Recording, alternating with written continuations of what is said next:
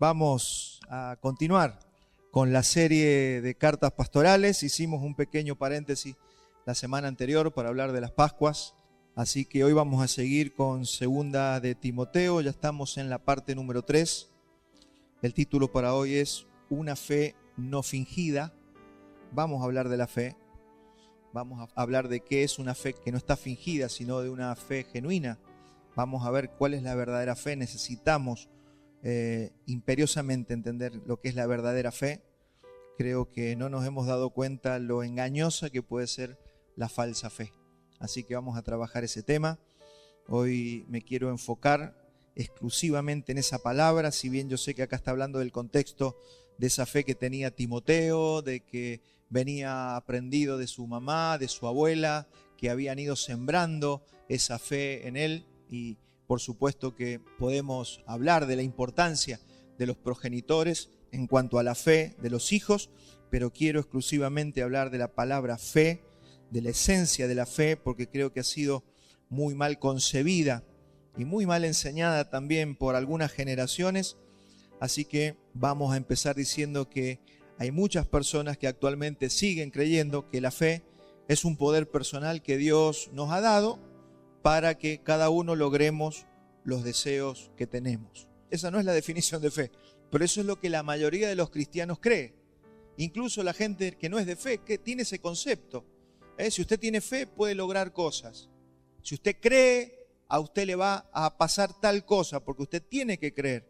Y se utilizan, lamentablemente, estoy hablando de la parte negativa de cómo no es la fe. Mire, se utiliza Mateo 17:20. Ese es el versículo que comúnmente se usa.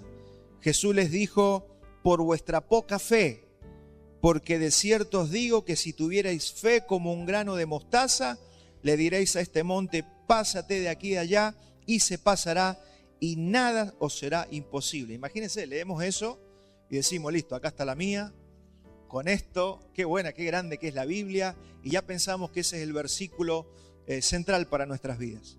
Fíjese que acá la gente que malinterpreta las Escrituras puede tomar este versículo y, mi hermano, este y otros más. Hay muchísimos versículos como este que se tuercen para enseñar que la fe es un poder personal.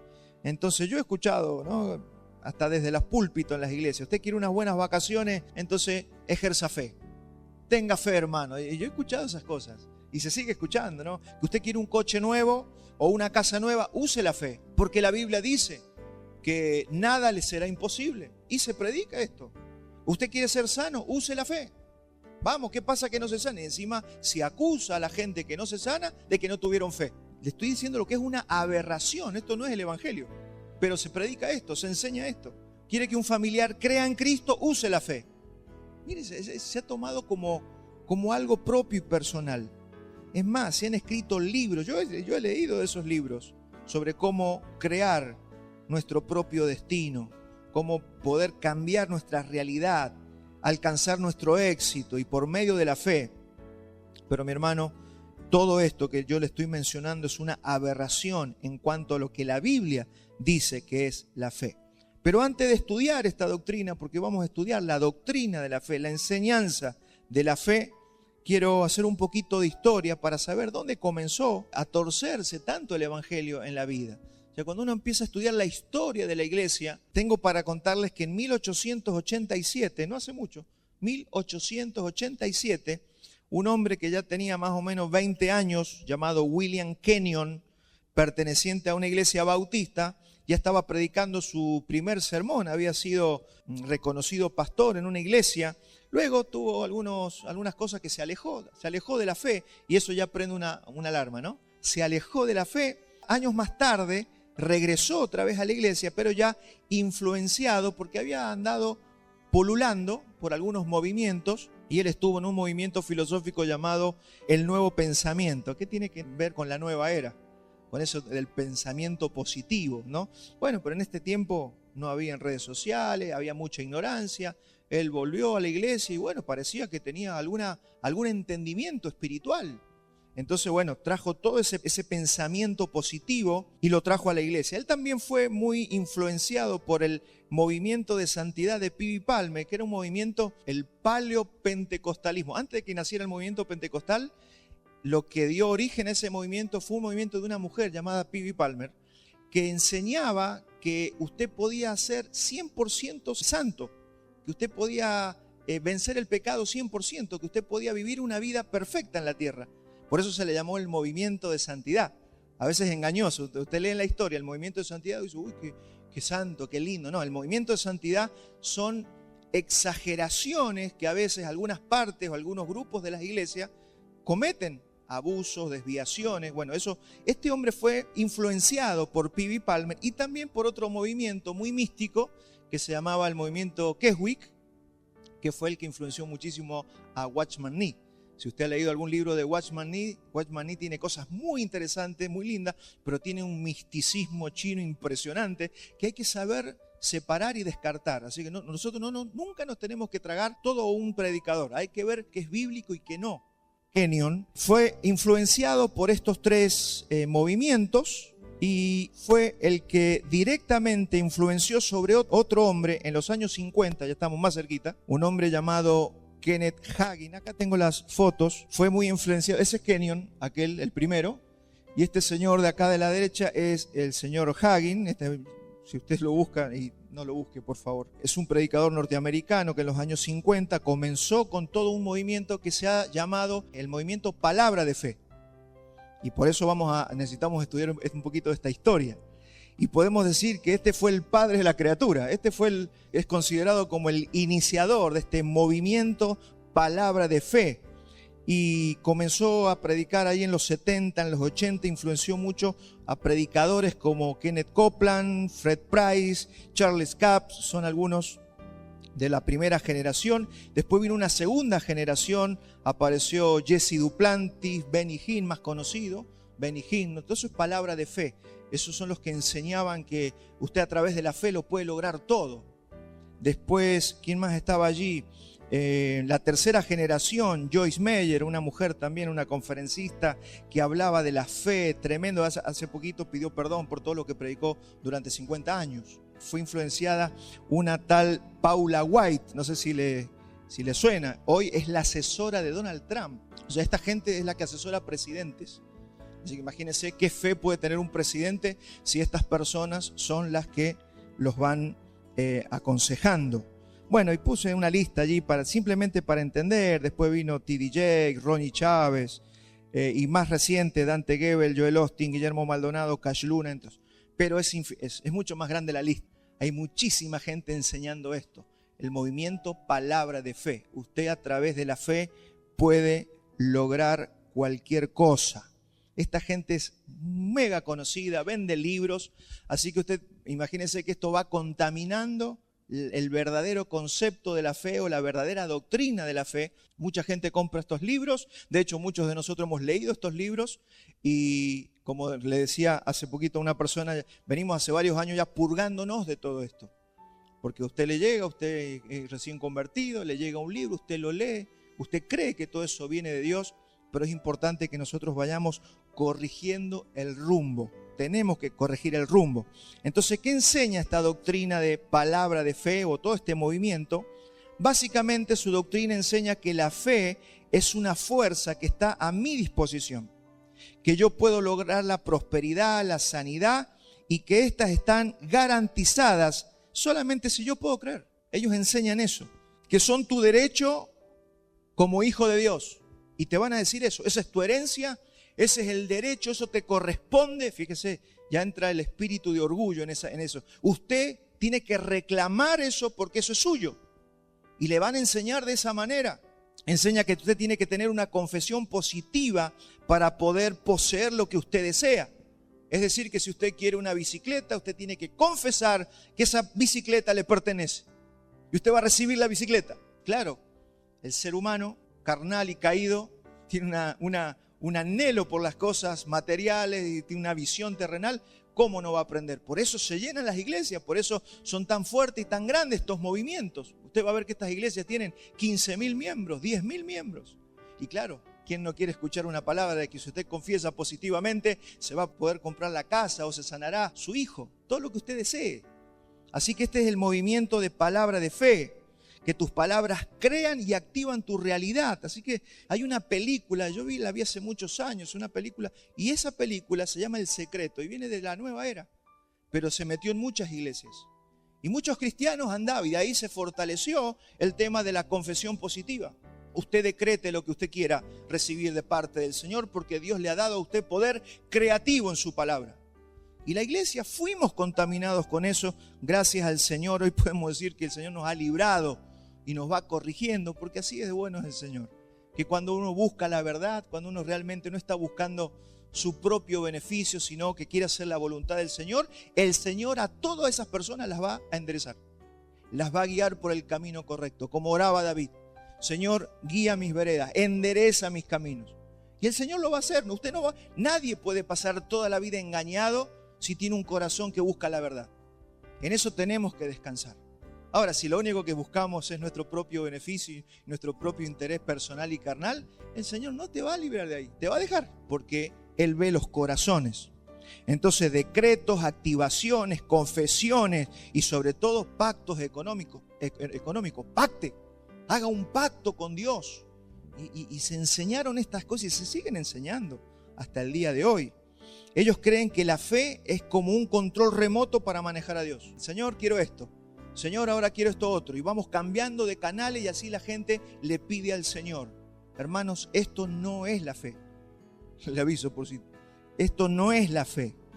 Todo este movimiento distorsionó la enseñanza sencilla de Jesús respecto de la fe bíblica. Y miles y miles y millones, me animo a decir sin exagerar, han caído en esta mentira. Han adulterado la fe, que eso es lo que se nos exige el Señor, los apóstoles, Pablo, todos nos decían, no adulteren la fe. Pero ellos han adulterado la fe en torno al bienestar egoísta, caprichoso y carnal de las personas. Mire lo que dice Primera de Pedro 2:2. Dice, desead como niños recién nacidos la leche espiritual no adulterada. Es la leche espiritual no adulterada para que por ella crezcáis para salvación. Mire la importancia que tiene lo que nosotros hablamos. Esa es la leche. La leche espiritual es la palabra meditada, es la palabra del Señor que compartimos. La iglesia cada vez que se reúne, esa es la leche que nos va nutriendo y nos va fortaleciendo. Entonces, todos sabemos que la leche adulterada deja de ser leche, ya es otro producto, no es leche. Lo mismo pasa con la nafta, es nafta adulterada. Por eso cuando se adultera la nafta, ¿qué pasa? Se rompe el motor, no arranca el auto. Lo mismo pasa con la fe. Si la fe está adulterada, hermanos, no es fe. Es por eso que hoy más que nunca es urgente que enseñemos estas cosas. Pero es fe distinta, no es una fe distinta, no es fe, pero tiene el título de fe. Por eso es tan importante que la podamos discernir. Primer punto, ¿qué es la fe? ¿Qué dice la Biblia que es la fe y para qué sirve la fe? La fe es un don de Dios. Efesios 2:8 dice, porque por gracia sois salvos mediante la fe. Y eso no de vosotros, pues es don de Dios. Tanto la salvación como la fe es un regalo de Dios. No es como que la salvación te la dan, pero vos tenés que tener fe. No. Cuando Dios te va a salvar, también te da la fe para que usted pueda creer, porque la fe es un don de Dios. La fe es una capacidad o una habilidad dada por Dios para dos cosas. Para confiar en la obra que Dios ya ha hecho por usted. Los hechos consumados y las promesas vigentes. ¿Se acuerda ese mensaje? Bueno, es exactamente lo mismo. No el mensaje, sino ese concepto. Entonces hay dos cosas para las que sirve la fe. Primero, para confiar en la obra que Dios ya ha hecho por nosotros. Para confiar en lo que Dios hizo en la cruz por medio de Jesucristo, yo necesito la fe. ¿Por qué? Porque necesito creer en algo que no he visto. Y segundo, para confiar en las palabras que Dios me ha prometido, yo necesito fe. ¿Cómo voy a creer que Él regresa? Que Él dijo, yo vengo pronto, yo vengo en breve. Santifíquense. ¿Cómo voy a creer eso? Solamente por la fe. Por eso, ¿cómo podemos ver si un cristiano es verdadero? Se está santificando para la venida del Señor, porque si no se santifica, no ha creído. Cuando yo tengo fe, espero al Señor. Cuando yo no tengo fe, vivo como si el Señor no fuera a volver. Es muy sencillo. Por eso Jesús dijo, miren cómo viven los cristianos. Si no se santifican, si son mundanos, si son carnales, no tiene fe. No tiene la fe verdadera. Esa persona puede decir que va a la iglesia, puede decir que cree en el Señor, pero la fe verdadera, dijo Jesús, no se ve por lo que yo digo, se ve por los frutos. Entonces Jesús nos enseñó cómo hacer. Entonces son dos cosas muy importantes para lo que necesitamos fe, para entender y creer y confiar en lo que Dios ya hizo, pero también en lo que nos ha prometido. Y la Biblia dice que nuestra objetividad como humanos, está distorsionada. ¿Qué quiero decir con esto? Que las cosas que usted quiere no siempre están bien. No todo lo que usted desea es correcto. De hecho, tenemos el juicio por causa del pecado, tenemos como una miopía espiritual. A veces la pegamos cuando le pedimos algo al Señor y el Señor nos responde, pero ¿cuántas veces oramos y le pedimos cosas al Señor que no es voluntad de Dios? Y por supuesto, Dios no va a responder esas oraciones o, como vamos a ver enseguida, muchas veces como juicio te responde las oraciones cuando estás pidiendo algo que Él no lo quiere para tu vida. Por eso es tan importante conocer la verdadera fe. Es por eso que no sabemos lo que es mejor para nosotros. Usted tiene que saber esto. Usted no sabe lo que es mejor para usted. Yo no sé, yo pido muchas cosas, pero yo no sé si todo lo que yo pido es lo mejor para mí. Acompáñame a Romanos 8:26. Mire lo que nos enseña el apóstol Pablo. Dice, y de igual manera, el Espíritu nos ayuda en nuestra debilidad. Tenemos una debilidad. ¿Cuál es esa debilidad? La que dice ahora. Porque hemos de pedir como conviene, no lo sabemos.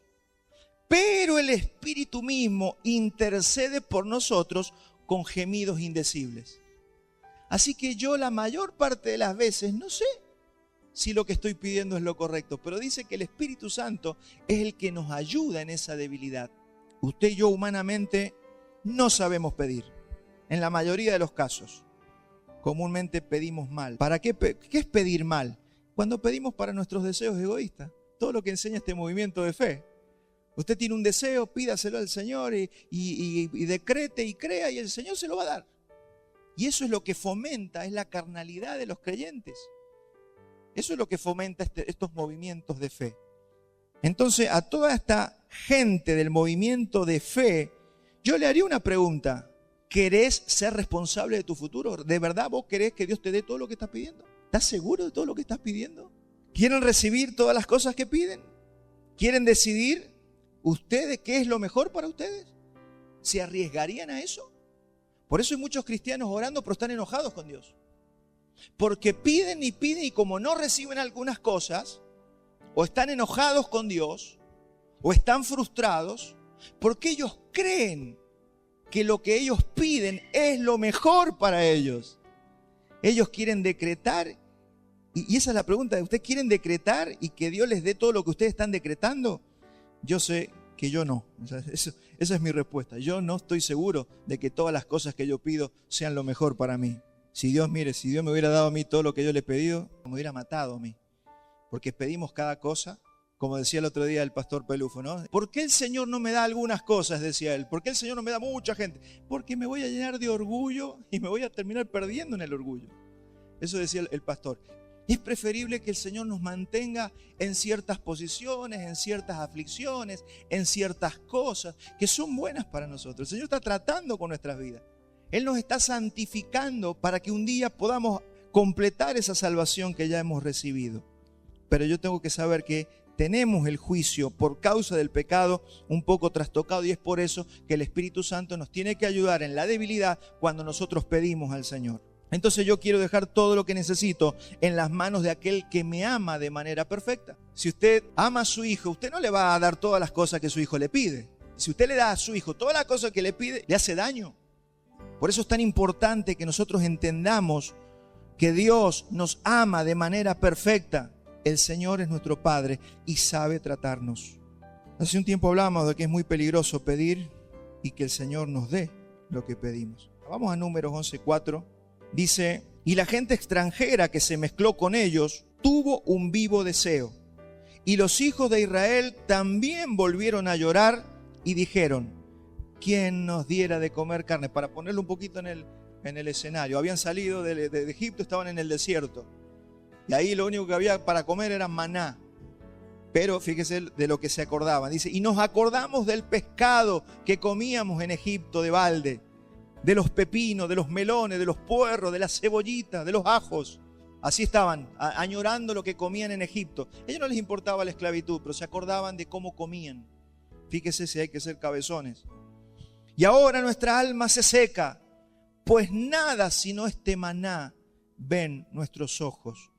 Fíjese el desprecio, ¿no? El desprecio de esta gente a lo que Dios les estaba dando. No estaban valorando lo que Dios les había dado. Claro, ante los ojos y ante el sabor, ante los sentidos del cuerpo, tal vez el maná no hacía lo mismo que todo lo que comían en Egipto, pero tenía un propósito. El maná tenía un propósito de Dios. Ellos no lo entendían. Dios tenía un propósito en darles el maná. Usted sabe que el maná era una figura de Cristo. O sea, Dios estaba escribiendo la Biblia. Dios estaba haciendo todo eso para que después Moisés lo escribiera y usted tuviera los libros que usted tiene en la Biblia. Por supuesto, entre otros propósitos más. Pero Dios estaba escribiendo la Biblia y quería darles el maná. Aparte, hace muchos años estudié la palabra maná y significa mashman, que significa kehel. No como dicen algunos, ¿qué es eso? Es kehel. Mire qué tremendo, porque el artículo y el pronombre hablan de algo personal. Entonces muchos tradujeron, ¿qué es eso? No, maná significa ¿qué es él? Así que el trabajo de los antiguos era comer el maná. Tienen que comer maná. Ellos no querían comer maná. Ellos empezaron a buscar su propia voluntad. Y Jesús, fíjese, que ya después nos enseña a orar de la manera correcta. Acuérdese cuando Él tenía que ir a la cruz y dijo: Señor, yo no quiero ir a la cruz, pero hágase tu voluntad y no la mía. Tenemos que orar de esa manera, siempre diciendo: Señor, si eso que te estoy pidiendo no viene, es porque tu voluntad es perfecta. Eso es lo que quiere decir. No me voy a enojar, porque si no me lo has dado es porque evidentemente no estoy listo o no es para mí. Pero tenemos que ser dóciles en ese sentido para con el Señor. Así que esta es la manera correcta de hablar. Segundo punto que quiero compartirles: la Biblia nos enseña a pedir conforme a la voluntad del Señor. Entonces todo esto que estamos viendo va a derribar y va directamente en contra de todo ese movimiento de fe, del famoso movimiento palabra de fe. Acompáñenme a 1 de Juan 5:14. Y esta es la confianza que tenemos en Él, que si pedimos alguna cosa conforme a su voluntad, Él nos oye. Fíjese cuál es la condición de la oración. Que nosotros pidamos conforme a su voluntad, no que usted pida lo que usted quiera. Porque si sacamos los versículos de contexto, siempre los vamos a poder torcer. Pero cuando vemos los contextos de estos versículos que usan para torcerlo, usted se va a dar cuenta que están mal enseñados. Entonces, es conforme a su voluntad, entonces Él nos oye. Y sabemos que Él nos oye en cualquier cosa que pidamos. Sabemos que tenemos las peticiones que le hayamos hecho. Pero acuérdese que tiene el contexto, la condición de que hay que orar conforme a su voluntad. Así que lo que nosotros queremos, como le dije recién, casi nunca es lo que necesitamos. Amados, a veces puede pasar que tal vez estamos pidiendo bien, pero el tiempo o el proceso para llegar a eso no es el correcto. Hay gente que dice: Señor, ya quiero casarme, ya quiero una novia, un novio, pero no es el tiempo, tiene que haber un proceso. El Señor tiene que procesarte para que llegues a eso. Entonces no es que Dios no te lo quiere dar, pero el proceso de Dios, yo tengo que conocerlo y tengo que saber esperar. Así que la fe no es para pedir conforme a nuestra voluntad, la fe es para pedir que se haga la voluntad de nuestro Señor. El hermano del Señor, Santiago, dijo esto en 4:2: codiciáis y no tenéis, matáis y ardéis de envidia y no podéis alcanzar, combatís y lucháis, pero no tenéis lo que deseáis porque no pedís. Se ve que algunos ni oraban, pero otros pedían y no recibían porque pedían mal para gastar en sus propios deleites. Y le dice el Señor: oh, almas adúlteras, ¿no sabéis que la amistad con el mundo es enemistad contra Dios? Cualquiera pues que quiera ser amigo del mundo se constituye enemigo de Dios. ¿O pensáis que la Escritura dice en vano, el Espíritu que Él nos ha hecho morar en nosotros nos anhela celosamente? Yo quiero recordarle a la iglesia que nosotros fuimos comprados por precio de sangre, que usted ya no se pertenece a usted mismo. Es por eso que no podemos pedir conforme a nuestra voluntad. Nosotros debemos pedir conforme a la voluntad del que conoce todas las cosas. Usted no es suyo. Yo creo que todavía la mayoría de los cristianos no cae. Creen que pueden ir a la iglesia y decir que son cristianos, pero al mismo tiempo tienen su voluntad y su propia vida. Pero, hermanos, Jesús dijo, si ustedes no toman la cruz, no pueden seguirme, no pueden ser mis discípulos. Entonces ya deja de imponer tu propia voluntad y deja de pelear con mi voluntad. Habrá alguien que está diciendo, Señor, perdón. Señor, acá está mi voluntad rendida delante de ti. Hermanos, no nos pertenecemos, fuimos comprados por precio de sangre. Hermanos, tenemos que entender que tenemos un dueño. El Salmo 138:8 dice, Jehová cumplirá su propósito en mí. Mira, la tenía clara el salmista. Creo que es David el Señor cumplirá su propósito en mí. ¿Qué enseñó el movimiento de fe? Tú tienes un propósito, tienes que alcanzar tu propósito, una vida con propósito.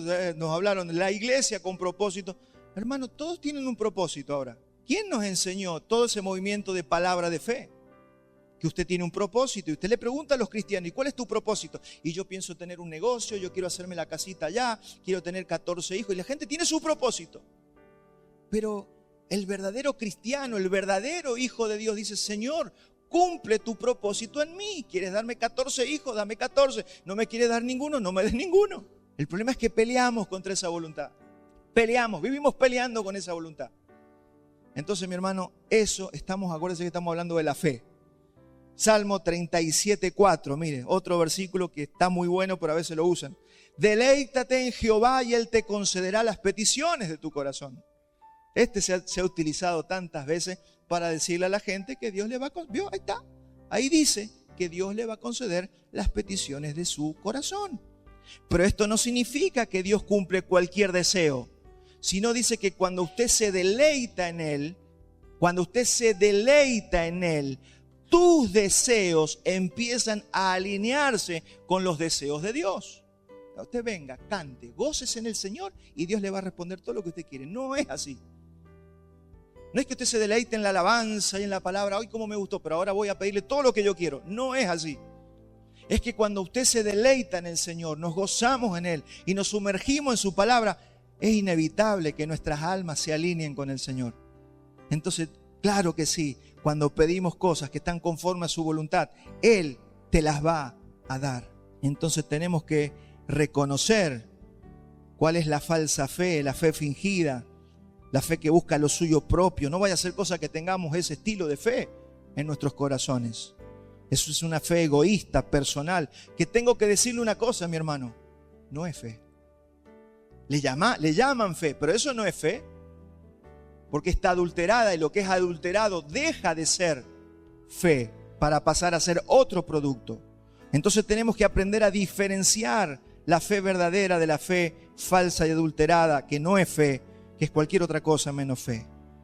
Entonces la verdadera fe es la que nos da confianza en lo que Dios ha determinado para mi vida. Me gusta mucho la definición de confianza. Fe es confianza. Fe es confiar en Dios. ¿Sí? Cuando decimos confianza estamos hablando de la fe. Hubo un muchacho, y tenemos el ejemplo, y hablamos hace poquito del joven rico. Ese fue un joven que no confió en Dios. Él no tenía fe. ¿Cómo sé que no tenía fe? Porque no confió en Jesús. Jesús le dijo, anda, vende todo lo que tenés y seguime. Venite con los apóstoles, mire el ofrecimiento. Venite con los apóstoles, vamos. Y el día de mañana vas a heredar un trono para reinar conmigo. Y el muchacho le dijo, no, porque tengo muchas posesiones, y se fue. Ahí vemos a alguien que no tenía fe, que andaba hablando de vida eterna. ¿Qué haré para heredar la vida eterna? Pero no tenía fe. Por eso no fue salvo. No sé después, pero al menos en ese momento no. Pero fíjese, comparémoslo con Abraham. Y se imagina que Dios le hubiera dicho, quiero que sacrifiques a tu hijo.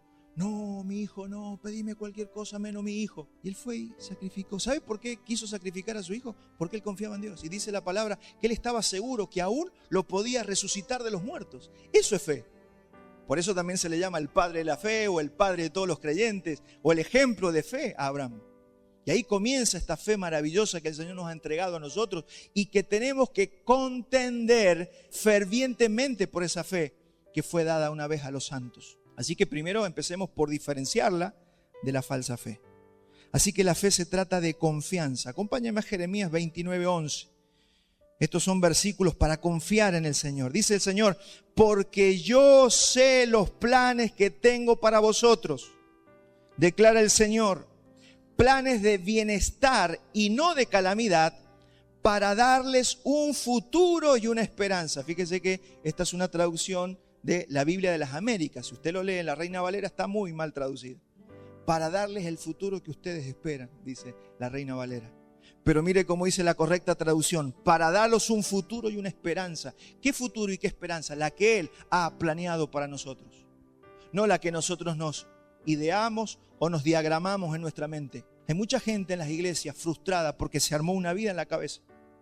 Se armó una vida en la mente y ya se imaginaba, y como no va logrando las cosas que se había planeado o maquinado en su mente, están enojados con Dios, o en otro caso no están enojados con Dios, pero están frustrados. ¿Por qué? Porque ellos se planearon un futuro y nunca quisieron escuchar lo que el Señor tenía para ellos. Y han estado luchando por años.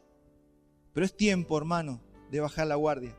Yo hoy le puedo dar gracias, Señor, gracias porque no me diste todas las cosas que te pedí. Si me las hubiera dado, me hubiera hecho mucho daño. Así que, hermanos, empecemos a reconocer que el Señor es nuestro Padre, que nos ama de manera perfecta. Y Él sabe hacia dónde nos está llevando. Él tiene para nosotros un futuro de gloria. Él a todos los que ha llamado y salvado los va a presentar, dice el Evangelio, perfectos en Cristo Jesús. Usted es una persona que Dios ya lo llamó desde antes de la fundación del mundo y lo va a presentar perfecto delante del Padre el día de su gloria. Segunda de Corintios 3:8 dice, pero nosotros todos, con el rostro descubierto, contemplando como en un espejo la gloria del Señor, estamos siendo transformados. Eso es lo que te está pasando. Estamos siendo transformados. Así que no te sientas solo, no te sientas sola de que Dios no está en el asunto. Dios sí está en el asunto. Estamos siendo transformados en la misma imagen de gloria en gloria como por el Espíritu del Señor. Debe llegar el día donde le digamos, Señor, yo solamente quiero que tu voluntad se cumpla en mi vida. Lo mismo que decía el salmista. Tú cumplirás tu propósito en mí. No veo nada. El Señor sabe por qué y nos estamos preparando para una eternidad. Yo siempre pienso que el día que estemos en la presencia del Señor, ¿qué no haríamos por bajar y sufrir un poco más? Señor, ¿cómo me gustaría volver y sufrir lo que realmente tendría que haber vivido para ti? Pero nosotros siempre estamos esquivando el dolor, estamos esquivando no sufrir, no queremos que nada nos pase, siempre queremos estar bien, que nuestra alma siempre esté contenta. Mire, la gente más infeliz de la tierra, ¿sabe cuál es? La que siempre quiere estar bien. La gente más infeliz de la tierra es la que nunca quiere sufrir, es la que no acepta la voluntad de Dios, es la que no acepta el molde de su condición. Por eso hay gente que se enoja con todo el mundo. Usted cuando ve esa gente que anda masticando bronca por todas las cosas, porque no acepta la voluntad del Señor. Hermano, no seamos de ese tipo de gente. Vamos a trabajar un poquito más lo que es la fe. ¿Qué es la fe? Y tenemos que ir a Hebreos 11:1, donde se habla de la fe. Hebreos 11:1 dice, ahora bien, la fe es la certeza de lo que se espera, la convicción de lo que no se ve. La famosa definición de fe en Hebreos 11. Entonces la fe es la certeza de lo que se espera, no lo que usted tiene ganas de esperar. No es lo que usted tiene ganas de esperar, es la certeza de lo que se espera. ¿De qué? De lo que Dios ha prometido. Estamos esperando en su voluntad, no en la nuestra. Usted lo que tiene que preguntarse es, ¿qué prometió Dios? Para eso tiene que ir a la Biblia, tiene que ir a la Escritura.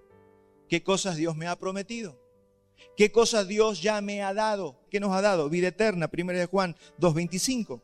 Y esta es la promesa, que Él nos hizo, la vida eterna. Él te ha prometido vida eterna. ¿Cómo te preparas para ese día? ¿Cómo te preparas para cuando o el Señor te lleve o el Señor venga y seamos transformados? ¿Vives para eso? Porque eso determina y eso te va a revelar cómo está tu fe.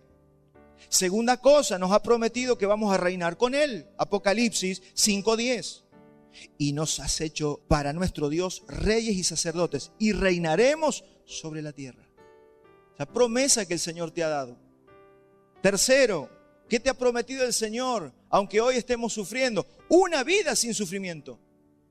Él nos ha prometido una vida eterna sin lágrimas y sin pecado. Apocalipsis 21:4.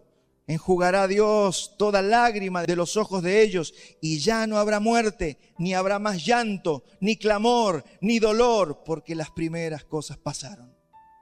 Son promesas. O sea, mi fe, ¿qué tiene que hacer si tengo fe? Me preparo para ese día. Vivo para esos días. Porque ¿de qué sirve, como dijo Jesús, que el hombre gane el mundo pero después pierda su alma? No es buen negocio. Así que la fe, como dijimos también recién, es la convicción de lo que todavía no vemos. Y vamos a trabajar, después usted lo lee, todo el pasaje de Hebreos 11, lo puede leer en su casa, es conocido como la galería de la fe, de los héroes de la fe. Ahí Dios menciona a todos los hombres que han sido ejemplo de fe, que han vivido por la fe, que tuvieron fe genuina. No fueron perfectos, no están ahí por ser perfectos, pero vivieron en fe. ¿Sabía que usted puede no ser perfecto y ser un hombre o una mujer de fe? Nos vamos a equivocar. Pero la importancia está en que usted tenga fe. Y dice Hebreos 11:13, conforme a la fe murieron todos estos sin haber recibido lo prometido, porque ninguno de los que están en esta galería recibió lo prometido. Conforme a la fe, ¿de quién está hablando? De toda esta gente que está mencionada acá, murieron todos estos sin haber recibido lo prometido, sino mirándolo de lejos y creyéndolo, y saludándolo, y confesando que eran extranjeros y peregrinos sobre la tierra. Fíjese, no le dijo, confiese el auto 0 kilómetros que se va a comprar. Dijo, confiese todos los días que usted acá está de paso. Eso sí, confiéselo. Acá estamos de paso, no me tiene que afligir tanto lo que vivo acá en la tierra, porque estamos de paso. ¿Cuánto podemos estar acá? ¿100 años? ¿90? ¿80? ¿70? Lo que el Señor determine. Tal vez menos. Hay gente que estuvo 20, hay gente que estuvo 1 año en la vida.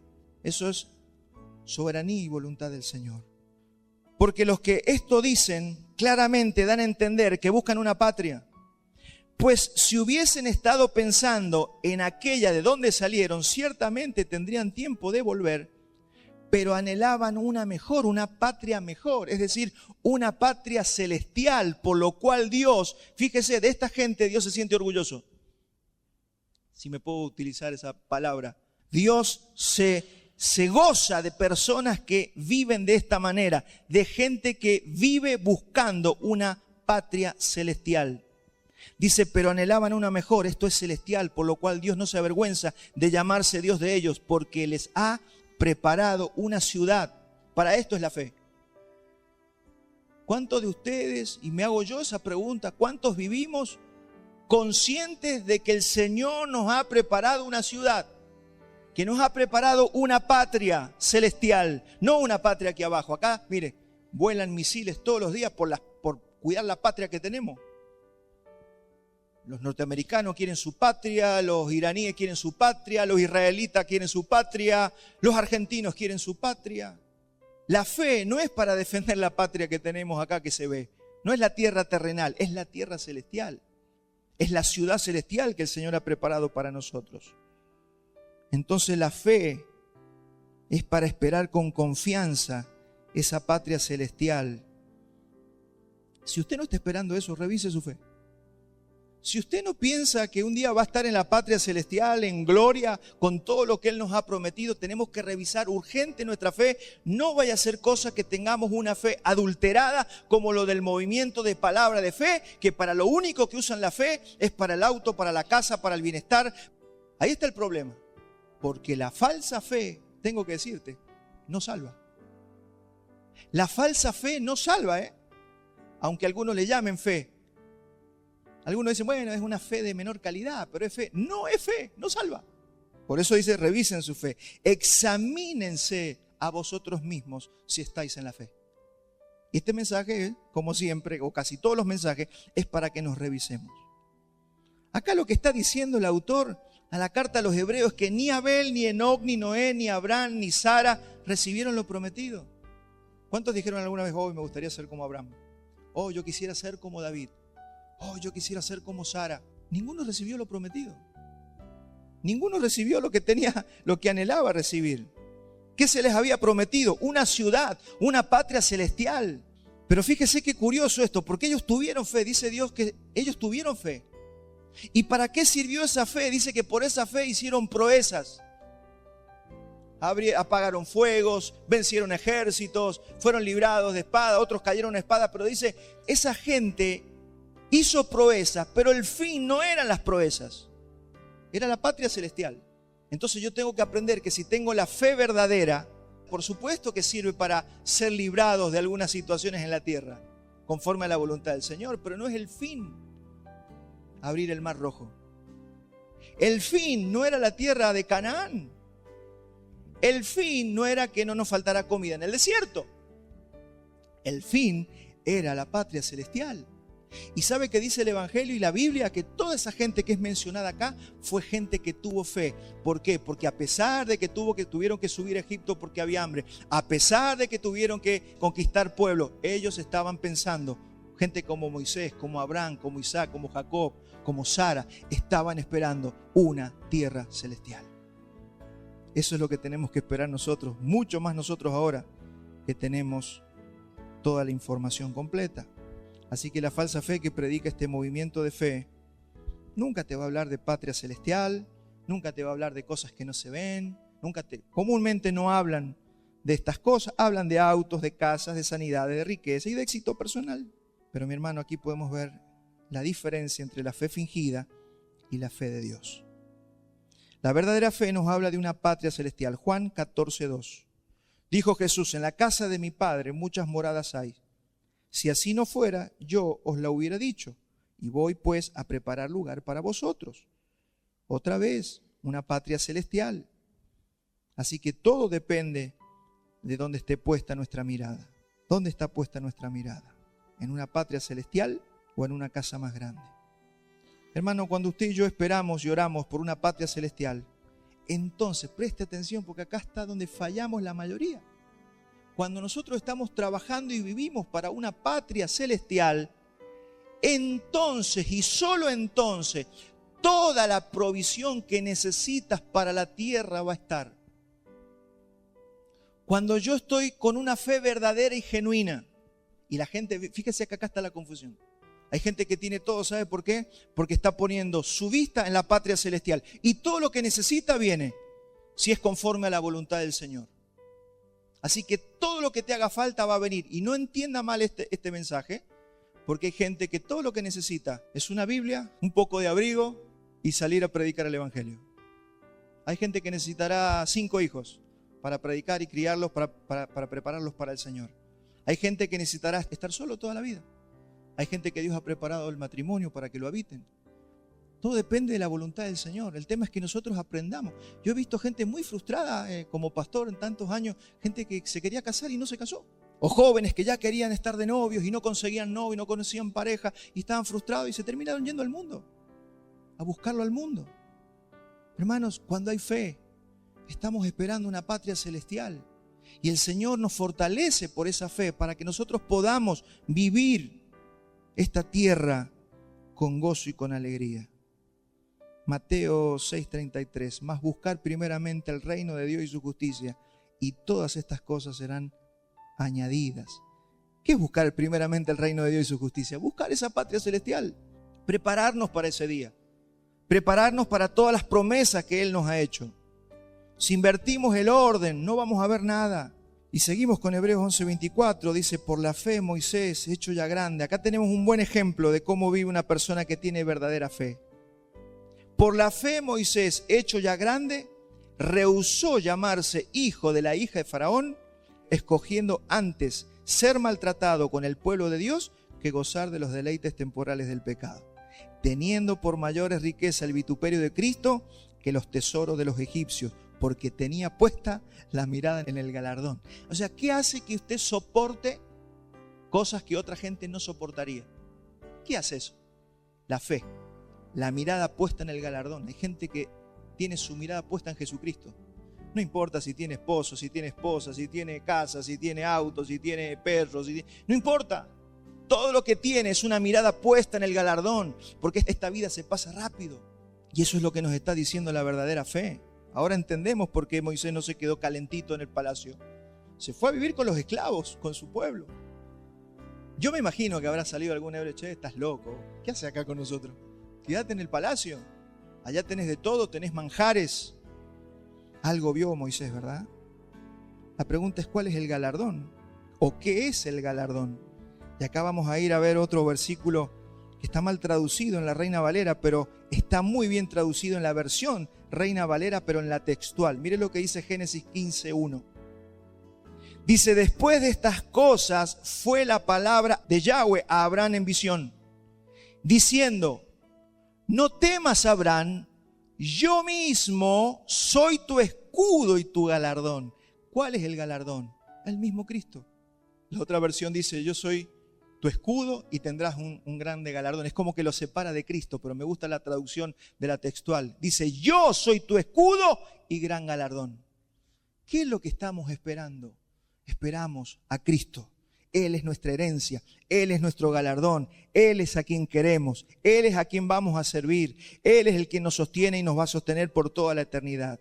Dice Apocalipsis 22:12, he aquí yo vengo pronto y mi galardón conmigo para recompensar a cada uno según sea su obra. Así que mi hermano, el galardón, la recompensa, no es como se peleaban los apóstoles, y Señor, ¿y quién se va a sentar a la derecha? ¿Y quién se va a sentar a la izquierda? Y la madre ahí estaba peleando por los hijos para que les dieran una posición de como se pelean los políticos actuales por una silla. La pelea esa es terrenal y el Señor les dijo, ustedes no entienden lo que están pidiendo. Ustedes están mal, medio que ni les siguió la conversación. Sigamos con Hebreos 11:32 y acá dice el autor, ¿y qué más digo? Porque el tiempo me faltaría contando de Gedeón, de Barak, de Sansón, de Jefté, de David, así como de Samuel y de los profetas, que por fe conquistaron reinos, hicieron justicia, alcanzaron promesa, taparon boca de leones, apagaron fuegos impetuosos, evitaron filo de espada, sacaron fuerzas de debilidad, se hicieron fuertes en batalla, pusieron en fuga ejércitos extranjeros. Las mujeres recibieron sus muertos mediante resurrección, mas otros fueron atormentados, no aceptando el rescate a fin de obtener mejor resurrección. ¿Quiénes están en una galería de fe? Los que están pensando en la resurrección, no los que están pensando en lo que vamos a comer el mes que viene. Esa es la gente de fe. Hermano, por eso fe es confianza. Fe es confianza. ¿Cómo haremos para pagar? No lo sé. Confío en el Señor. Qué difícil que es enseñarle eso a veces a las personas, porque la mayoría está todo el día buscando su comodidad. Otros experimentaron vituperios, azotes, y además de esto, prisiones y cárceles. Fueron apedreados, aserrados, puestos a prueba, muertos a filo de espada, anduvieron de acá para allá, cubiertos de pieles de ovejas y de cabra, pobres, angustiados, maltratados. Esta es la gente de fe. ¿Cómo sería nuestra reacción? Esa es la pregunta. Bueno, eso es la fe. La única que va a hacer la diferencia es la fe que nosotros tengamos. Cuando yo puedo ver un cristiano que está complicado en lo económico, que está complicado en alguna situación familiar, que está complicado, pero ama al Señor, anda con gozo, sigue orando, sigue diciendo, el Señor es fiel, hermano, ahí usted tiene una persona con una verdadera fe. Ahora, cuando usted ve gente, no, yo ya dejé el Señor hace muchos años porque el Señor no me daba lo que yo le pedía. Listo, usted tiene una persona que no tiene fe. Y si no tiene fe, no es salva.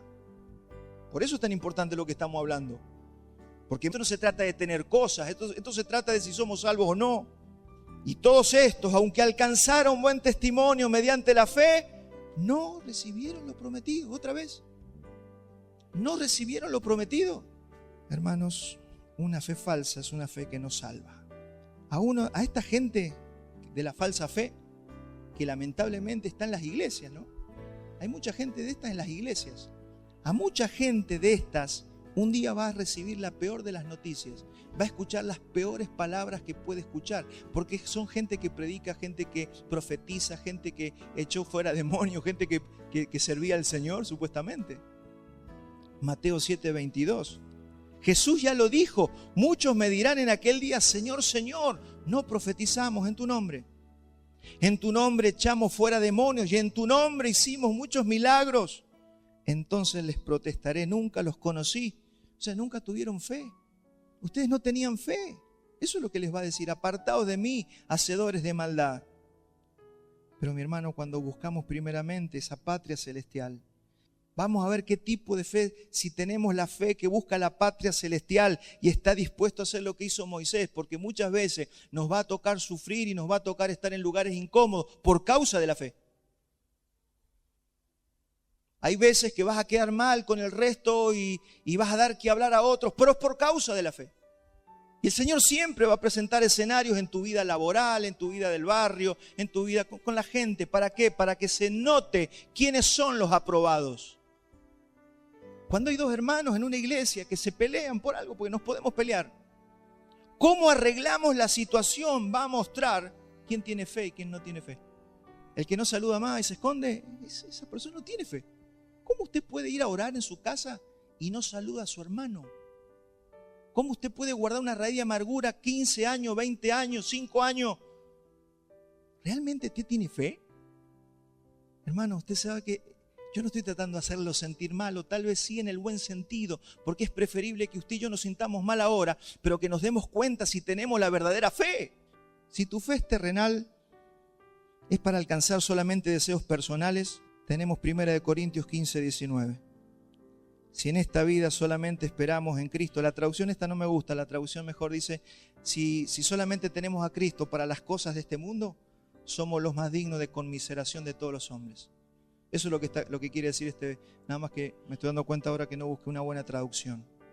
Pero el original dice eso, si solamente tenés a Cristo para que te vaya bien en la tierra, sos una persona digna de lástima. Pero si tienes a Cristo porque estás pensando en una patria celestial, te respeto. Fe nos hace saber que sea cual sea la situación, Jesucristo está con nosotros. La verdadera fe se alimenta y crece por la palabra de Dios. Alguno dirá, bueno, yo tengo una fe muy pequeña. Veo que Jesús dijo eso, ¿no? De que si tuviera fe como un granito de mostaza. Pero eso, ¿sabe qué significa? Que si usted tuviera fe, la fe verdadera, no hace falta que tenga una gran fe como la del apóstol Pablo. Si usted tiene un poquito de fe, pero es la fe verdadera, dice, esa fe es suficiente.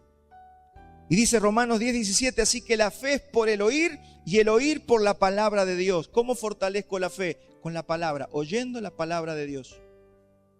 ¿Dónde? En la Escritura, en la Biblia. Y usted va a escuchar la voz de Dios, porque todo lo que Dios nos quiso decir está escrito.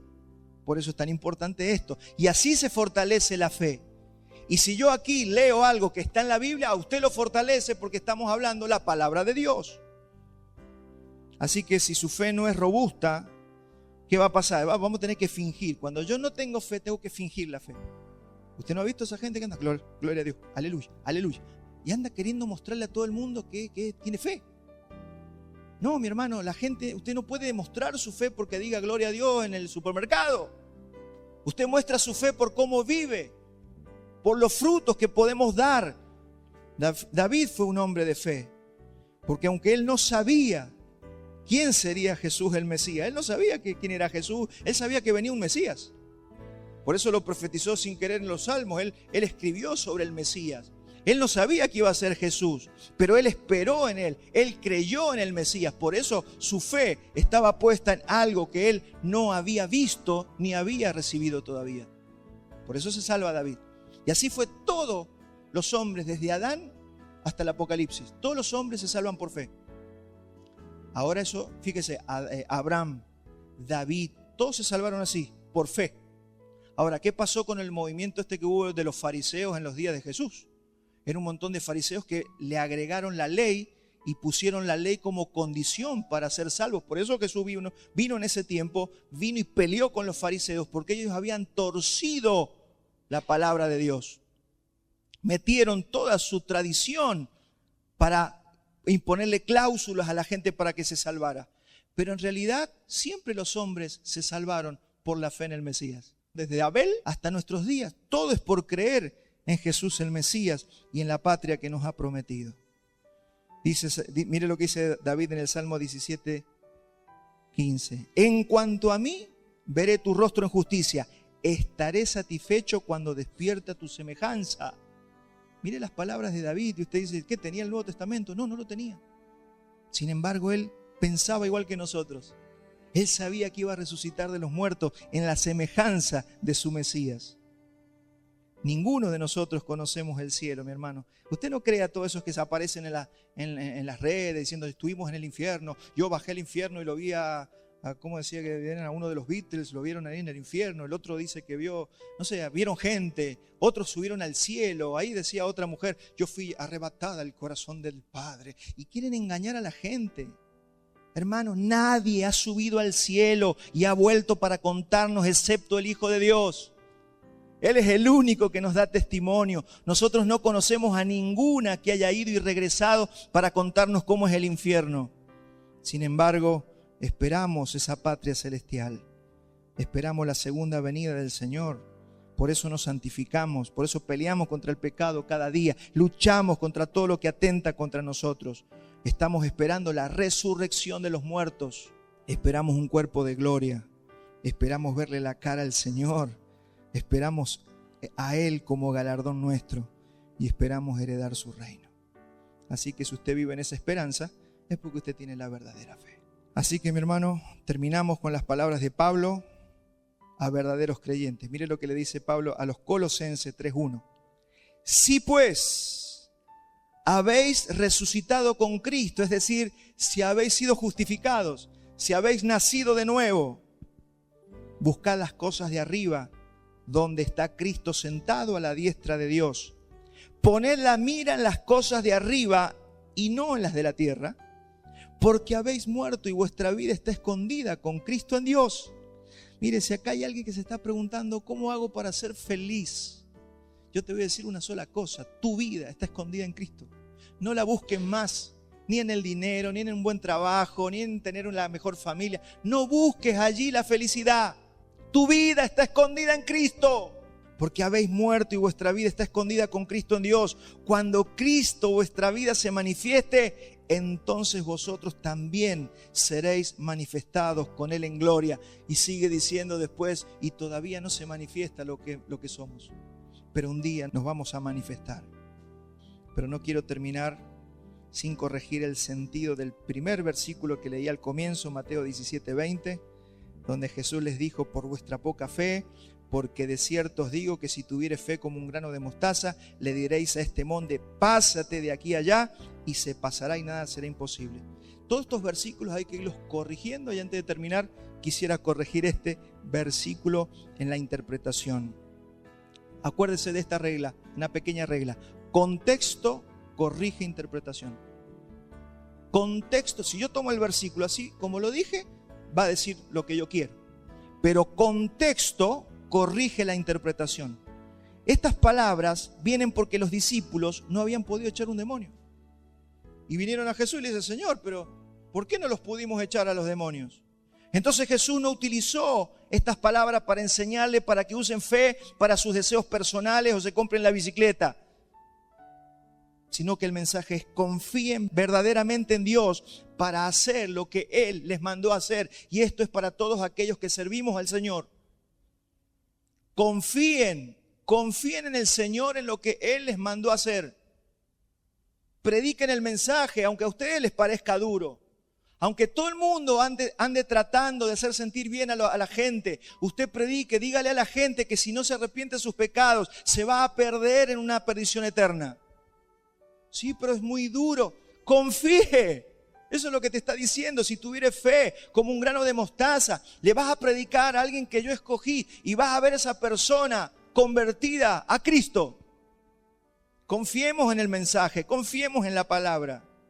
Si tuvieres fe como un grano de mostaza, predicarás, anunciarás el evangelio y vas a ver el fruto y vas a ver el resultado. El tema central de la discusión es la incapacidad espiritual en la misión que se nos ha dado. Póngase de pie, vamos a orar juntos.